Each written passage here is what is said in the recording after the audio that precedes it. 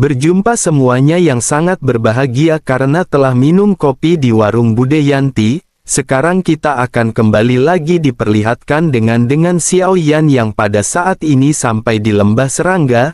Lalu tempat ini tampak terlihat gelap dan sepertinya mereka pada saat ini berada di suatu tempat dan benua tertentu. Yuyan segera menunjuk ke satu arah dan keduanya pada saat ini seketika berjalan ke lembah serangga. Yuyan juga menjelaskan bahwa klon dewa jahat ini telah mengembangkan kecerdasan spiritual, dirinya juga telah disegel di sini dan jika Xiao Yan ingin melihatnya Xiao Yan hanya bisa membuka segelnya.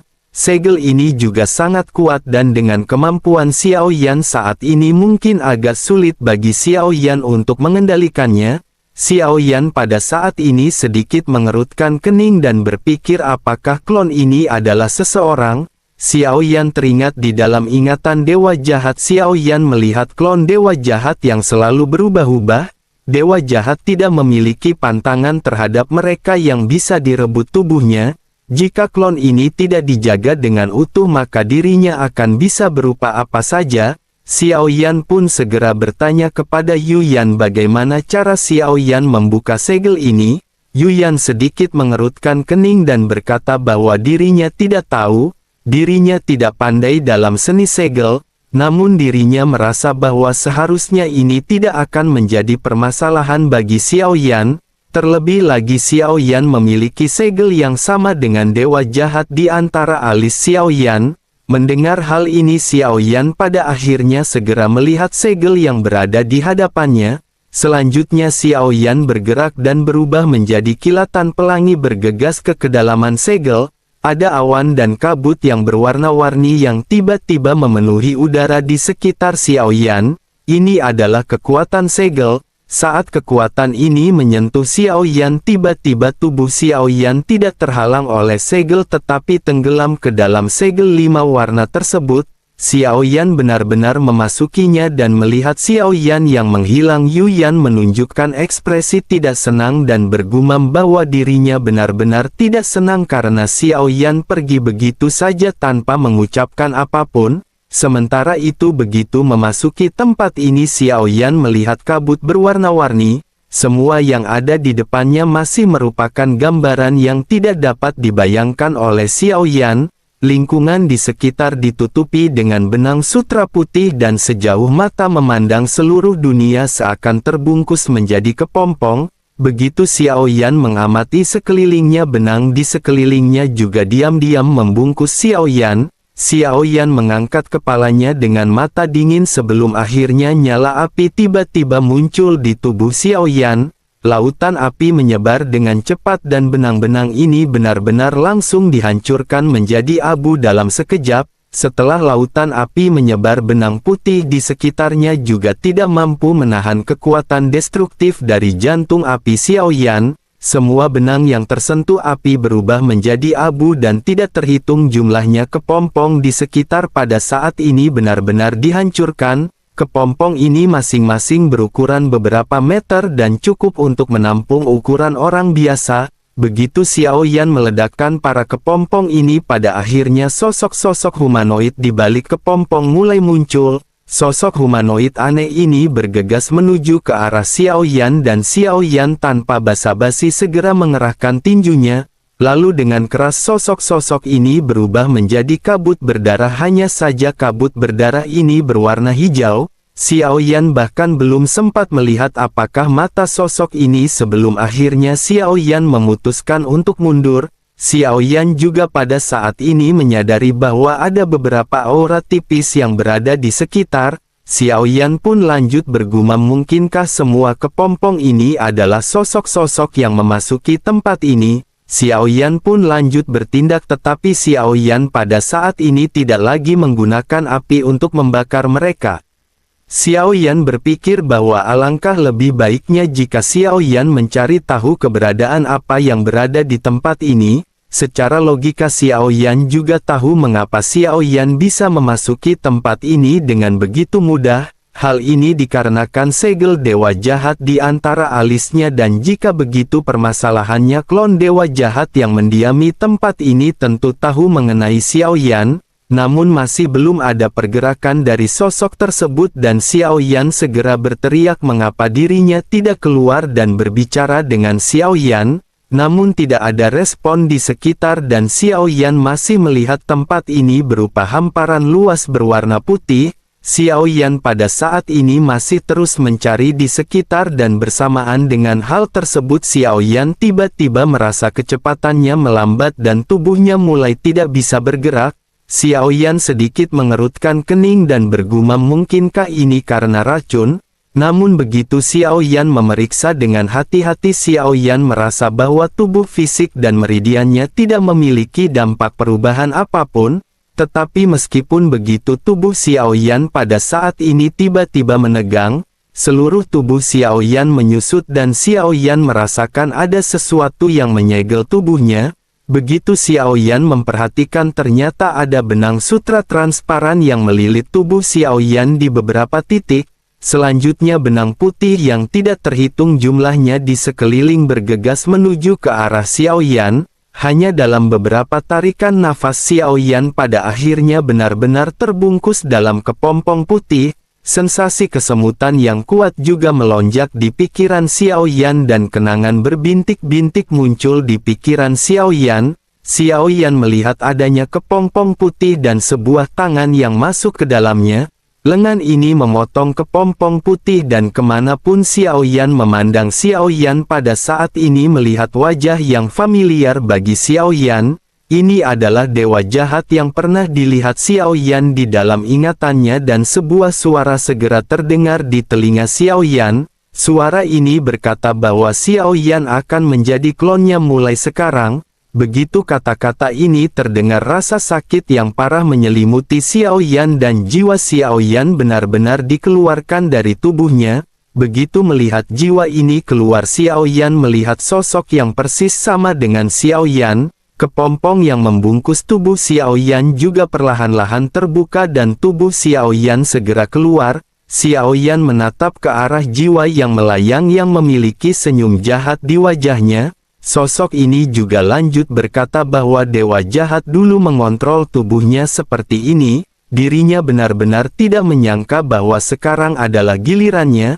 Xiao Yan pada saat ini tidak panik sama sekali melihat sosok yang mirip dengan Xiao Yan di hadapannya. Xiao Yan segera berkata bahwa Xiao Yan bukanlah dewa jahat dan Xiao Yan datang ke sini untuk meminjam tubuhnya. Sosok yang mirip dengan Xiao Yan ini seketika tertawa dan berkata tentu saja dirinya tahu bahwa dewa jahat telah mati. Namun selama dirinya masih memiliki hubungan dengan dewa jahat maka Xiao Yan bisa menjadi muridnya atau mungkin bahkan reinkarnasinya. Selain itu mengenai Xiao Yan yang ingin menggunakan tubuhnya Xiao Yan pasti pada saat ini berbicara omong kosong. Dirinya sekarang bertanggung jawab atas tempat ini dan Xiao Yan bahkan tidak dapat mengendalikan tubuhnya sendiri. Oleh karena itu kualifikasi apa yang pada saat ini dimiliki oleh Xiao Yan? Menanggapi hal tersebut Xiao Yan pada saat ini segera menarik kembali jiwanya ke dalam tubuhnya. Selanjutnya Xiao Yan berkata bahwa meskipun Xiao Yan bukan dewa jahat dalam hal kualifikasi Xiao Yan masih memiliki beberapa hal yang bisa diperhitungkan. Melihat hal ini sosok tersebut tampak sedikit terkejut tetapi sosoknya masih sedikit tersenyum. Xiao Yan menggunakan metode mendapatkan kembali kendali atas tubuhnya dalam sekejap mata. Xiao Yan memberitahu klon dewa jahat bahwa Xiao Yan bukanlah seseorang yang bisa diintimidasi. Sementara itu di sisi lain klon dewa jahat pada saat ini segera berkata meskipun Xiao Yan bisa mengendalikan tubuhnya, akan tetapi begitu Xiao Yan memasuki dunia kepompongnya Xiao Yan akan terikat di sini olehnya selamanya. Xiao Yan pada saat ini sedikit terdiam dan Xiao Yan merenungkan sesuatu. Xiao Yan menyadari bahwa Xiao Yan bisa masuk ke sini karena segel dewa jahat. Xiao Yan juga tahu bahwa orang ini merasakan ketakutan dengan kemunculan Xiao Yan. Sosok ini juga tidak bisa meninggalkan tempat ini karena sosoknya terhalang oleh segel. Xiao Yan pun segera berkata bahwa Xiao Yan benar-benar bukanlah dewa jahat. Xiao Yan menemui beberapa permasalahan ketika Xiao Yan memasuki tempat ini. Xiao Yan juga tahu bahwa klon dewa jahat berada di sini bukan karena sukarela, dirinya benar-benar tidak bisa pergi karena adanya segel yang ditempatkan di tempat ini. Jika dirinya bisa bekerja sama dengan Xiao Yan maka dirinya akan bisa keluar dari tempat ini. Mendengar hal itu sosok tersebut tertawa dan bertanya mengapa dirinya harus bekerja sama dengan Xiao Yan. Sejujurnya dirinya juga bisa pergi dari sini kapanpun dirinya mau. Tidak ada gunanya bagi Xiao Yan mengancam klon dewa jahat dan sebaiknya Xiao Yan melihat apakah Xiao Yan bisa membebaskan diri terlebih dahulu atau tidak. Dirangsang oleh kata-kata ini Xiao Yan jelas merasa sedikit marah pada sosok tersebut. Lapisan pembungkus lainnya sepertinya benar-benar membuat Xiao Yan tidak bisa bergerak. Namun Xiao Yan pada akhirnya segera menunjukkan apa yang pada saat ini bisa dilakukan oleh Xiao Yan. Api segera membumbung dari tubuh Xiao Yan. Sekarang kekuatan Xiao Yan telah meningkat dan kekuatan dari jantung api juga benar-benar menjadi semakin kuat. Api tiga warna meletus dari tubuh Xiao Yan dan benang sutra yang mengikat tubuhnya mulai meleleh tanpa adanya penyimpangan. Dengan intensitas api yang begitu besar tidak peduli seberapa tebal benang ini mustahil bagi mereka untuk menahan pembakaran dari tiga jantung api. Dengan keras kepompong putih yang menjebak Xiao Yan meledak dan api berubah menjadi benturan dan melesat ke segala arah. Namun saat Xiao Yan melihat api di sekelilingnya Xiao Yan pada saat ini juga mengerutkan kening. Xiao Yan menyaksikan api yang menyala-nyala yang menyebar dengan cepat dan benar-benar menghancurkan banyak kepompong. Seluruh dunia putih ini terbungkus dengan api dan kepompong yang tidak terhitung jumlahnya mulai hancur. Melihat pemandangan ini Xiao Yan langsung mengerti bahwa ini telah direncanakan oleh sosok tersebut. Dirinya sengaja membiarkan Xiao Yan untuk menghancurkan para kepompong putih ini. Dikombinasikan dengan banyak sosok aneh sebelumnya pasti ada berbagai makhluk yang bisa ditangkap oleh sosok tersebut. Pada akhirnya sosok-sosok ini keluar dan mereka yang tampak tidak terlihat seperti manusia dan binatang segera melesat menyerang ke arah Xiao Yan. Xiao Yan tidak ingin lagi banyak cincong dan tinju Xiao Yan segera bersinar dengan cahaya keemasan. Setiap kali menyala terdengar suara ledakan dan kabut darah meledak dan tidak ada di antara mereka yang bisa selamat. Xiao Yan juga seketika menyadari ada sesuatu yang aneh ketika melihat kabut berdarah dan daging yang meledak di sekitarnya perlahan menghilang setelah jatuh ke tanah. Xiao Yan mengerutkan kening sebelum akhirnya Xiao Yan menyebarkan kembali kekuatan spiritualnya dan merasakan area di sekitar. Xiao Yan mulai mencari dengan kecepatan tinggi namun setelah dilakukan pencarian Xiao Yan berakhir dengan tidak menemukan keberadaan apapun. Xiao Yan pada saat ini memutuskan untuk menghancurkan kepompong-kepompong yang berada di sekitar. Xiao Yan kembali melonjakkan tiga api yang berbeda.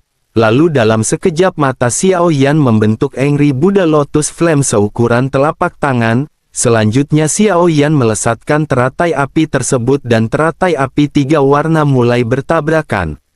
Teratai api ini menciptakan badai sebelum akhirnya meledak dengan kekuatan yang menakutkan.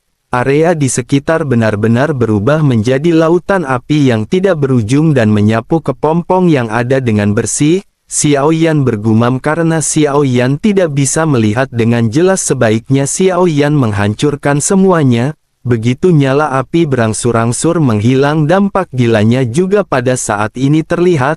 Tempat ini juga menjadi berantakan dan di area yang luas pada saat ini hanya terlihat kabut berdarah. Begitu Xiao Yan melihat ke sekeliling sebuah suara juga pada saat ini tiba-tiba terdengar di telinga Xiao Yan. Suara tersebut bertanya apakah dewa jahat benar-benar ingin menghabisinya? Tidakkah dirinya tahu pada saat ini dirinya sedang mengandung anaknya? Begitu kata-kata ini keluar Xiao Yan seketika terkejut tetapi Xiao Yan tidak menemukan sosok yang baru saja berbicara. Xiao Yan hanya menyadari bahwa sosok tersebut berada di sebelah belakang kanan Xiao Yan. Xiao Yan meliriknya dan dengan ekor matanya Xiao Yan pada saat ini bisa melihat adanya sosok telanjang. Namun begitu Xiao Yan mengulurkan tangannya mencoba untuk mendapatkan sosok tersebut, Xiao Yan tidak menemukan apapun. Xiao Yan tanpa sadar bergumam, mungkinkah ini adalah halusinasi? Menanggapi hal tersebut, suara aneh kembali terdengar ketika berkata bahwa ini bukanlah halusinasi. Sosok-sosok yang baru saja dirinya habisi juga semuanya adalah anak-anaknya. Sekarang kebencian mereka telah memuncak dan mereka menyuruhnya untuk menghabisi dewa jahat. Xiao Yan terdiam dan menghela nafas. Xiao Yan merasa bahwa ini benar-benar merupakan suatu hal yang aneh. Xiao Yan berpikir bahwa ini merupakan ilusi dan Xiao Yan segera mengeluarkan Gou Yan. Dengan suara keras Xiao Yan memerintahkan Gou Yan untuk menghancurkan ilusi yang berada di tempat ini. Melihat keseriusan Xiao Yan, Gou Yan pada saat ini segera melihat sekitar. Selanjutnya sosoknya bertanya apa yang dimaksud dengan ilusi oleh Xiao Yan. Tidak ada ilusi sama sekali di tempat ini. Begitu suara Gou Yan terdengar, pupil mata Xiao Yan sedikit gemetar. Jika tidak ada ilusi maka hal ini benar-benar akan sangat merepotkan. Suara ini juga kembali datang dari belakang Xiao Yan ketika berkata, apakah Tuan tidak bisa merasakan dan membedakan antara ilusi dan kenyataan pada saat ini? Xiao Yan sedikit melirik dan seketika dengan penglihatan ekor matanya Xiao Yan samar-samar melihat adanya sosok yang telanjang.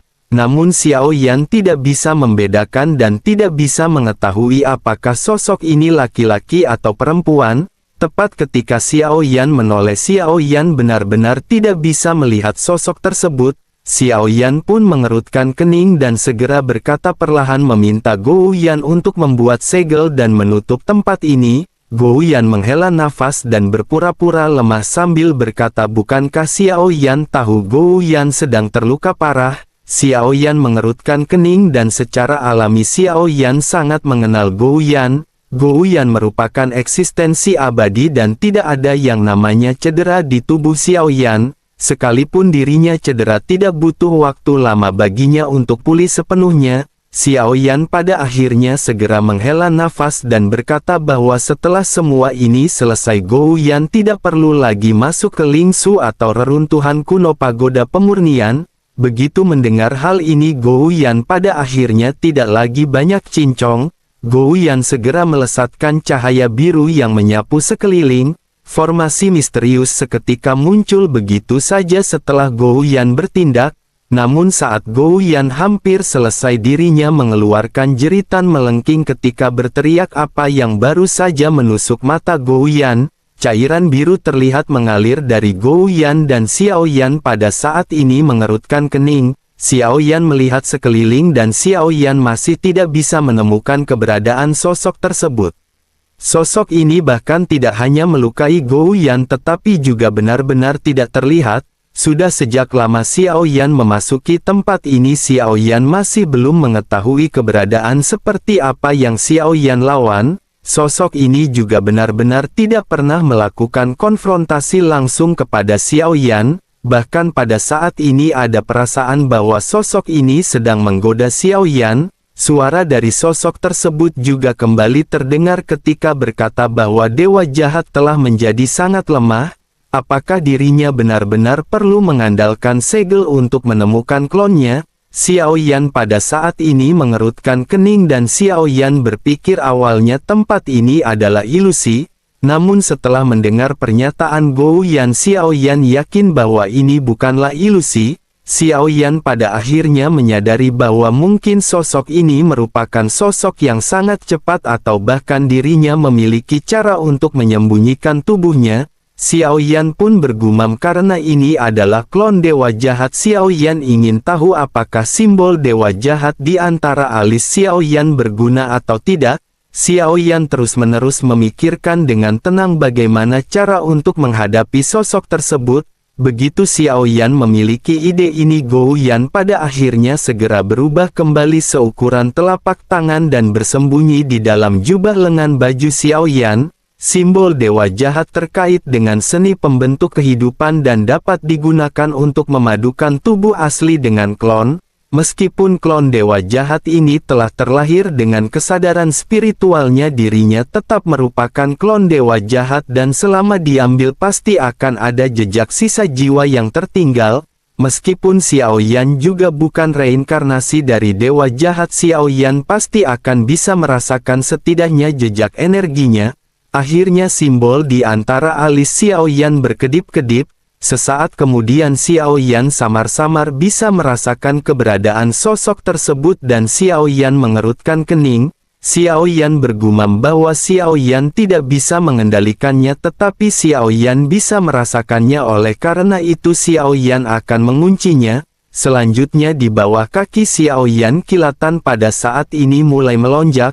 Beberapa garis guntur yang sangat mirip sutra muncul dan sosok Xiao Yan seketika menghilang. Selanjutnya sosok Xiao Yan muncul di belakang sosok yang dicari oleh Xiao Yan dan Xiao Yan meninju ke kehampaan. Tidak terlihat ada apapun di kehampaan, tetapi meskipun begitu ada suara teredam yang seketika terdengar. Barulah sesaat kemudian sesosok tubuh terlihat melesat mundur dalam sekejap. Selanjutnya sosok ini kembali menghilang dan Xiao Yan bisa melihat sosok ini dengan jelas. Sosok ini memiliki 6 sayap bersinar dengan emas gelap. Sosoknya tampak tidak terlihat seperti manusia. Kemungkinan besar sosok ini terlihat seperti serangga yang bentuknya mirip manusia. Dirinya juga tidak memiliki kecepatan yang cepat, tetapi dirinya memiliki kemampuan untuk menyembunyikan tubuhnya. Xiao Yan pun kembali bergerak dan bertanya apakah sosok ini masih ingin bersembunyi. Selanjutnya Xiao Yan kembali meninju di kehampaan dan ledakan kembali terdengar. Namun kali ini tinju Xiao Yan diblokir oleh sesuatu kekuatan dan di dalam kehampaan di hadapannya sosok itu akhirnya benar-benar muncul. Xiao Yan melihat sosok tubuh ramping dengan 6 sayap di punggungnya. Sosok ini terlihat seperti manusia, tetapi tidak diketahui apakah dirinya jantan atau betina. Sosok itu segera berkata bahwa tubuh ini adalah miliknya dan mengapa Xiao Yan begitu agresif ingin mencoba mencuri tubuhnya. Xiao Yan segera menjawab dengan dingin bahwa dirinya hanyalah makhluk spiritual yang lahir dari tubuh ini. Dengan begitu maka ini bukanlah tubuh miliknya. Xiao Yan pada saat ini bertujuan untuk menggunakan tubuhnya dan Xiao Yan tahu bahwa dirinya memiliki kecerdasan spiritual sendiri. Dengan begitu maka Xiao Yan akan memberinya kebebasan setelah semuanya berakhir.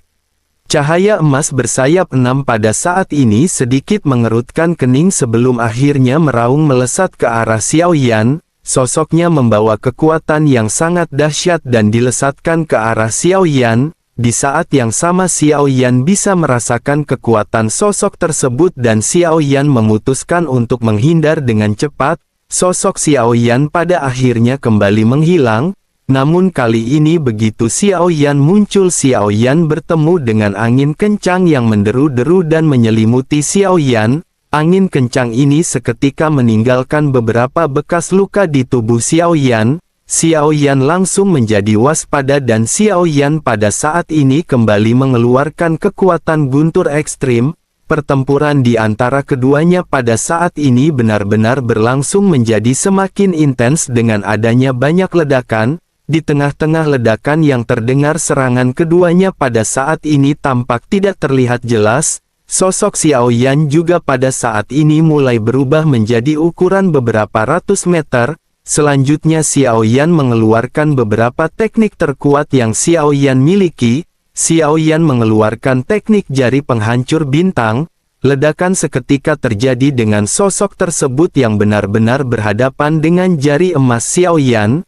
Namun setelah beberapa tarikan nafas Xiao Yan pada saat ini melihat bahwa sarangan jari Xiao Yan dihancurkan menjadi beberapa potongan halus. Xiao Yan terkejut dengan kemampuan sosok tersebut karena meskipun ukurannya tidak terlalu besar, dirinya benar-benar memiliki kekuatan pertahanan yang begitu kuat. Melihat betapa mudahnya sosok ini menghancurkan serangan Xiao Yan, mata Xiao Yan berubah menjadi serius. Meskipun dirinya sebelumnya menghindar dan merasakan ketakutan, tetapi hal tersebut bukan karena dirinya lemah. Xiao Yan menggertakkan gigi dan Xiao Yan kembali mengeluarkan teknik 7 langkah mengejutkan para dewa. Langkah kaki besar pada saat ini meraung ke arah sosok tersebut. Xiao Yan pada saat ini juga melihat bahwa sosok tersebut masih bisa berhadapan dengan serangan terkuat Xiao Yan. Xiao Yan pada akhirnya bergumam bahwa Xiao Yan khawatir Xiao Yan tidak akan bisa mengambilnya untuk sementara waktu. Xiao Yan harus menemukan cara untuk menariknya ke reruntuhan kuno atau menyegelnya di 9 peti mati. Xiao Yan berpikir karena Xiao Yan tidak bisa mengalahkannya maka Xiao Yan hanya bisa menggunakan kekerasan untuk memaksanya masuk. Xiao Yan hanya bisa menyegelnya di pagoda pemurnian dan perlahan-lahan meluangkan waktu untuk menjinakkannya. Kekuatan yang ditampilkan oleh sosok ini benar-benar di luar imajinasi Xiao Yan, bahkan dapat dilihat bahwa kekuatannya jauh lebih kuat jika dibandingkan dengan Xiao Yan. Jika Xiao Yan memaksa untuk bertempur, Xiao Yan benar-benar harus mengeluarkan seluruh kekuatannya yang digabungkan dengan klon dewa asli. Xiao Yan tidak ingin banyak bacot lagi dan Xiao Yan memutuskan untuk melakukan tindakan lainnya. Pada akhirnya diam-diam sosok klon dewa asli segera terpisah dari tubuh Xiao Yan. Tubuh Xiao Yan selanjutnya melesat dengan guntur ekstrim menuju ke kejauhan. Kemudian Xiao Yan menggunakan batu giok tersembunyi untuk menyembunyikan auranya. Sementara itu klon dewa asli pada saat ini segera melesat melakukan serangan kepada sosok tersebut. Klon dewa asli menggunakan teknik 82 tinju para dewa dan pertempuran kembali terjadi. Sementara itu Xiao Yan segera mengeluarkan Gou Yan dan bertanya bisakah Gou Yan menjebak sosok tersebut. Gou Yan pada saat ini segera melihat sekitar dengan sedikit bingung sebelum akhirnya mulai berbicara. Gou Yan berkata sebaiknya Xiao Yan memimpinnya ke dalam mata formasi Gou Yan. Dengan formasi penahanan yang telah diatur oleh Gou Yan seharusnya tidak jadi permasalahan untuk menjebaknya sementara waktu. Xiao Yan pada akhirnya mengendalikan klon dewa asli untuk memaksa masuk sosok tersebut ke dalam mata formasi. Setelah beberapa saat Xiao Yan pada saat ini terkejut karena klon dewa asli benar-benar menderita banyak luka. Xiao Yan mengerutkan kening dan Xiao Yan pada saat ini terus-menerus menghindari serangan dari sosok tersebut. Hanya dengan cara ini Xiao Yan bisa memancingnya untuk terus-terus mendekati mata formasi. Xiao Yan juga menyadari bahwa ketika waktunya tiba Xiao Yan benar-benar harus bertindak cepat. Xiao Yan terus-menerus memandang ke arah klon dewa asli sebelum akhirnya menoleh ke arah Gou Yan yang sedang mempersiapkan mata formasi. Setelah beberapa saat pada akhirnya Gou Yan berteriak bahwa waktunya sudah tiba. Xiao Yan tanpa banyak cincong lagi segera melesat menghilang dan begitu Xiao Yan muncul Xiao Yan telah berada di hadapan sosok tersebut dan mengulurkan tangannya menekan tangan Xiao Yan ke dahi sosok tersebut. Suara mendesing terdengar dan sosok ini pada akhirnya menghilang di hadapan telapak tangan Xiao Yan. Xiao Yan sedikit terkejut seolah-olah tidak menyangka bahwa ini akan berhasil dan Xiao Yan benar-benar bisa membawanya ke Lingsu. Xiao Yan bergumam bahwa akhirnya Xiao Yan berhasil. Meskipun membawanya ke Lingsu bukanlah kesuksesan yang nyata, setidaknya itu bisa menghindari pertempuran keras pada saat ini. Kekuatan Xiao Yan masih belum cukup dan jika Xiao Yan menerobos keabadian para dewa barulah Xiao Yan bisa melepaskannya dari Lingsu. Ketika saatnya tiba barulah Xiao Yan bisa melakukan teknik perebutan tubuh dan sosok tersebut akan menjadi klon baru milik Xiao Yan. Xiao Yan juga merasa lega karena setelah dimasukkan ke dalam Lingsu atau reruntuhan kuno klon tersebut tidak akan bisa melarikan diri. Setelah diambil oleh Xiao Yan, segel di tempat ini juga pada akhirnya mulai runtuh. Awan warna-warni di luar mulai menyebar memperlihatkan tampilan sebenarnya dari tempat ini. Ada banyak tumbuhan subur di sekelilingnya dan ada seekor kumbang besar terbang di atas kepala Xiao Yan. Tempat ini disebut dengan lembah serangga karena secara alami dipenuhi dengan serangga. Karena Raja Serangga mereka telah tiada maka pada akhirnya mereka pada saat ini tampaknya bisa bergerak dengan bebas. Sosok Yu Yan juga pada saat ini segera menyapu dan melayang di hadapan Xiao Yan. Dengan gembira sosoknya bertanya apakah Xiao Yan berhasil. Xiao Yan memasang ekspresi sedih di wajahnya dan menggelengkan kepalanya.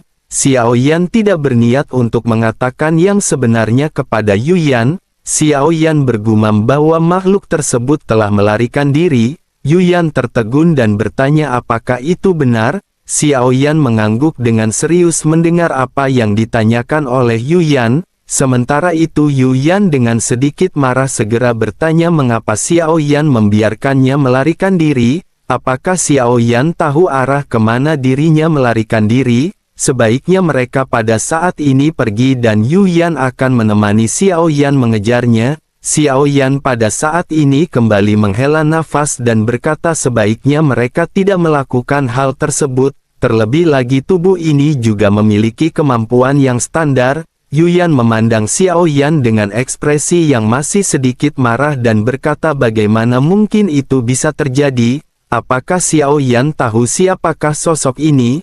Dewa jahat pernah mengandalkannya untuk menggunakan metode bertarung yang tidak terhitung jumlahnya.